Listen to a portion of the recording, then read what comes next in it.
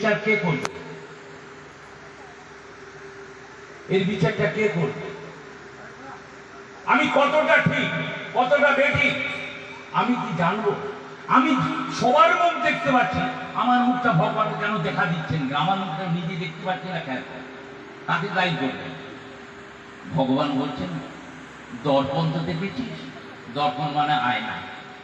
আমি তো সেই আয়না, আমার কাছে আয়, আমাকেও দেখতে পাবে, আমার মুখটাও তোর মুখটাও তুই দেখতে পাবে। এই জন্যই সদ্গুরু লাভ করতে হয়। সদ্গুরু লাভ না করলে মানুষের মনুষ্যত্বের বুনিয়াদ ভিত, আমি ঠিক এই করেই বলি, কখনো দাঁড়ায় না।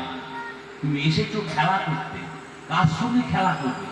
যার সঙ্গে খেলা করার কথা ছিল তার সঙ্গে খেলা না করে তুমি প্রবৃত্তি লালসায় নাতি পুতি গাড়ি বাড়ি ধন দৌলত নিয়ে